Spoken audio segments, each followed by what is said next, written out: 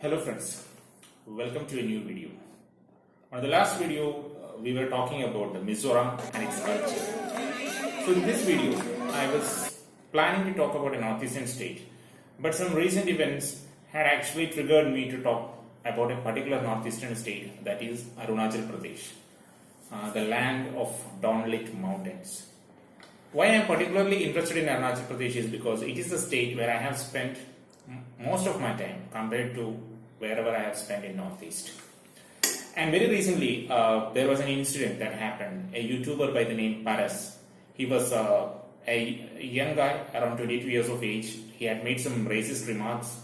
He was residing in Punjab and he was arrested and taken to Arunachal Pradesh due to some racist remarks on MLA Sri Nino Ering. So what I wanted to take your attention is, I wanted to give you a certain idea about Arunachal Pradesh, the issues of racism, as well as the Chinese angle in it. Okay, so first of all, you have to understand, whenever you think about Arunachal Pradesh or Northeast area, it's very obvious that people from the mainland are going to put everything in one basket, like they are some kind of people, kind of a similar race or similar culture. No, it's not like that. There is a lot of, you can say, differences among themselves. So what I want to tell you is, like, Arunachal Pradesh is a northeastern state with the maximum amount of, we can say, the tribal variation. It's if you look into the state, the population is actually less, and the tribal population compared to the total population of the state is also lesser. So you can say out of around 15 or 16 lakh of population, imagine that's a huge state. So the density of the population is very less, and the tribal population may consist of about 7 or 8 lakh. And within that tribal population, you can see a lot of tribes. I can actually name quite a few important tribes, but you have to understand there are so many sub-tribes and there are so many other religions also. So I will project a map of Arunachal Pradesh onto the screen. And if you look that clearly, this is the only northeastern state that shares a boundary with 3 foreign countries. You can see one western boundary with Bhutan, the northern boundary with China, and the eastern boundary with Myanmar. And with the Indian state of Assam, it shares a boundary, and also the Indian state of Nagaland, it also shares a boundary. So you just have to understand where it is strategically located. So now I will tell you about the important tribes and the important religions. If you look into the place that is the western region of Arunachal Pradesh, that is close to the Myanmar, you can not close to the Myanmar or close to the Bhutan, you can particularly find the Buddhist tribes. You have tribes like Monpa, Shadukpan, Akka, Miji. There are certain tribes there. You can see the Buddhist element is more. For example, the Chief Minister of the Arunachal Pradesh, Mr. Pema Khandu, he's actually from a Monpa tribe, so he's a Buddhist. So you can see the Buddhist element is more. And if you come to the central region of Arunachal Pradesh, you usually find the Tani tribes. I mean, there are 4 important tribes within the Tani clan. So the clan name is Tani. And these tribes form the majority of the population of the Arunachal Pradesh. And the important tribes within the Tani clan are Adi, Galo, Nishi, Apatani, and Tabin. And this Nishi tribe is particularly more prominent in the areas of Papumpare, that is the capital city where the Itanagar is actually there. Fine.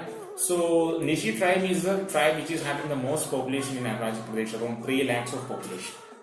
So, and if you move towards the eastern side, you can find another tribes like Memba, Tai Khamti. These tribes are there. For example, the Deputy Chief Minister, Mr. Chauna Min, he is from the Tai Khamti tribe. Why I particularly told about Tai Khamti tribe is because this is actually related to the Thai race, right? Thai race, because you have to understand, earlier, before the Britishers were there, these areas were ruled by the Ahom kings.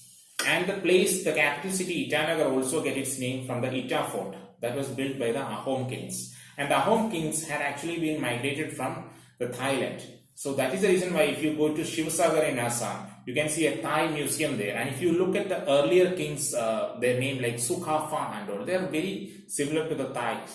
So that is where the Thai connection also comes in Arunachal Pradesh in the form of the Thai Khamti. And also, if you move further, you can see tribes like Mishmi For example, the earlier chief minister who committed suicide, Kaliko Phul, he was from the Mishmi tribe, Anjo district. Then if you go further into that areas of Myanmar region, you can find the Naga tribes there. You can find Nokte, Wangcho, Tangsa. They are actually Nagas. So you can see within the state itself, you just imagine within this small state, there is such an amount of tribal diversity. So you have to understand, this is where Arunachal Pradesh stands apart, because this is the only northeastern state where all these tribals have the connecting language as Hindi. That is a very unique thing, because imagine a place where Hindi is spoken, that to such a such a far away place from the mainland.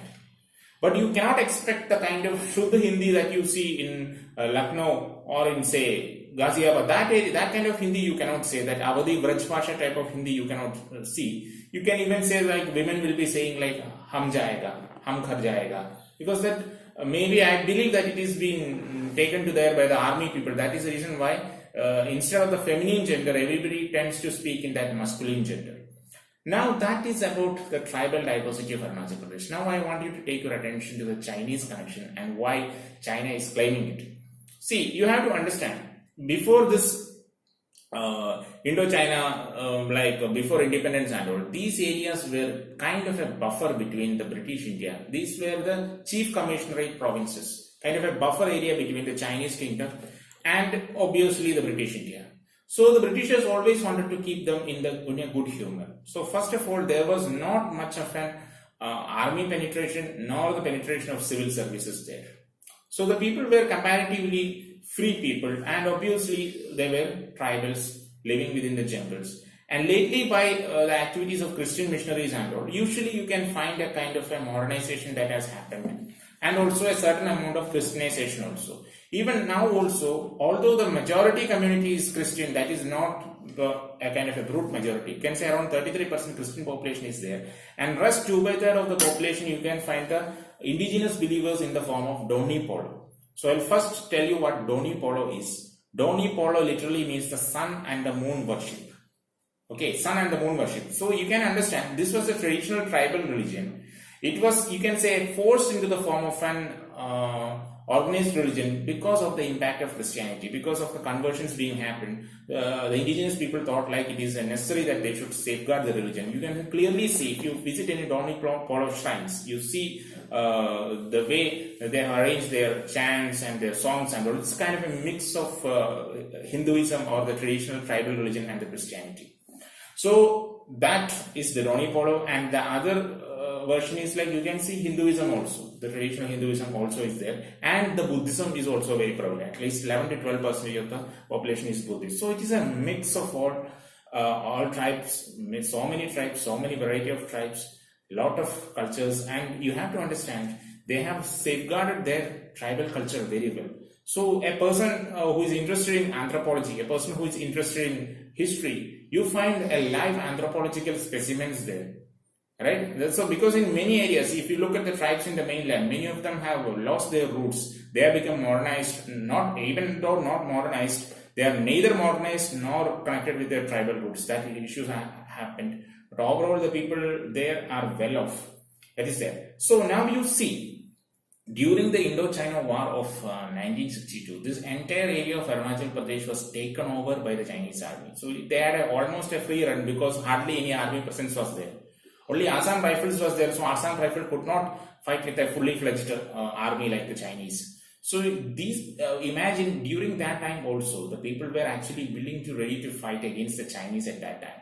Yes, but obviously what can the tribals do in many ways? So that was a kind of a situation. So if you were to that people, calling them Chinese or calling them by any such names can obviously become derogatory to them because they tried to stay with India. That is a thing. And you have to understand, even like before that also, there were many skirmishes between the Indian army and the indigenous tribes, because there is an incident called the Aking Muru incident in 1953, where the Tagin tribes had attacked even the Assam Rifles and the army men. So, but a long time has passed from it. Like by 1987, Arunachal Pradesh got statehood. But still now also, if you in the Chinese map, this area is being technically claimed by the Chinese, and we have an issue of stapled visa with China. That means if any Arunachal Pradesh person, like whether it is a sports person or a bureaucrat who wants to go to China, the China will only give them stapled visa. That means in the passport, if you have visited a foreign country, you know that in a passport, for a normal person, they stamp the visa in a particular paper.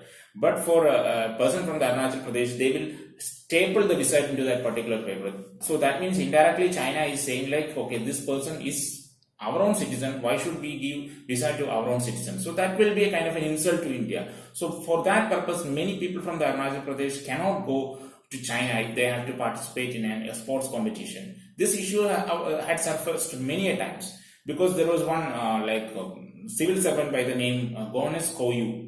Why I say is because he was a relative of one of my students and he had faced the same issue. So that was highlighted in the national media at that time. So you have to understand their situation. And now the problem is you can ask two questions. Why I am saying all these things? Because I have a first-hand information about these things. I have been there as a teacher. I have taught the students, and especially for the state PCs, I am very lucky and very happy and very proud to say that around 27 of my students have cleared Arunachal Pradesh state PCs, and many of them are in service.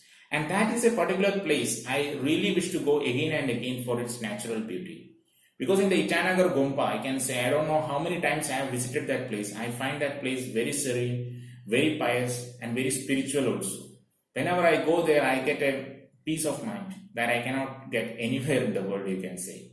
So, in these kind of situations, you have to understand that calling them by racist names is never a good thing, especially you are an Indian. But also, before stopping, one more thing I wish to say is that, see, it is not, what I am saying is like everybody in Arunachal Pradesh are saints, or there is no problem for people from outside there. See, there are problems from people from outside. Where kind of a casual racism exists everywhere in India. So Arunachal Pradesh is also not an exception. But way to react it is different. See, for example, I had also a problem, it's not a racist issue, but a problem of cheating that had happened in Arunachal Pradesh when I was not paid the money that I was promised.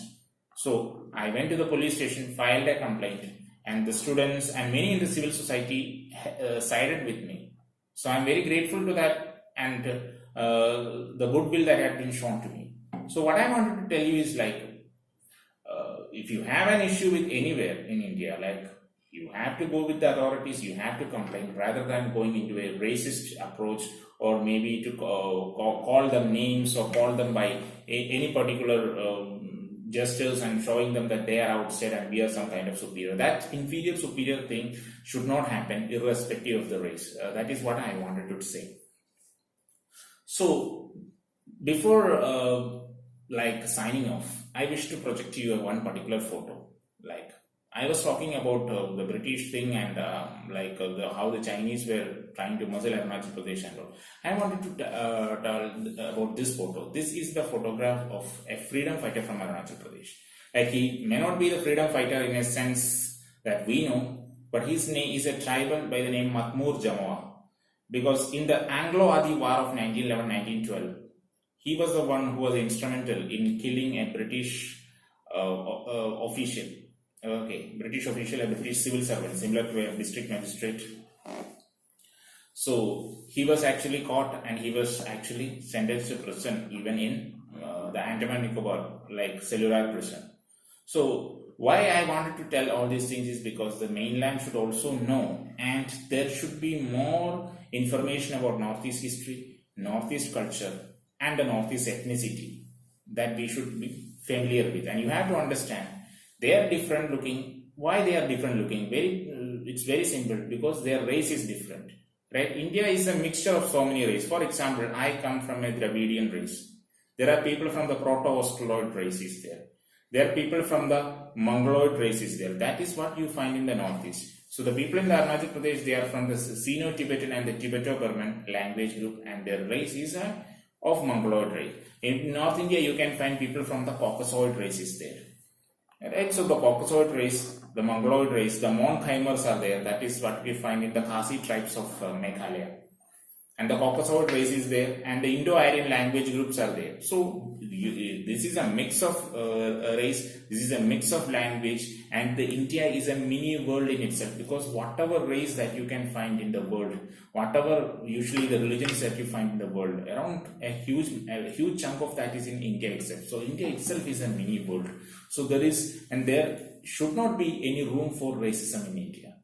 So this is what I wanted to share a few things about Arunachal Pradesh and its history, is because I want you to understand, the people and anybody who is listening to me to understand, is because racism should not happen. And you neither should be a victim nor should be a propagator of racism. And for that, what you need to do? Travel. Once the lockdown is over, you travel. It's very obvious. And before signing off, I wish to say one thing: reading cures fascism and traveling cures racism. So with that, I'm signing off. Bye. Take care. Have a nice day.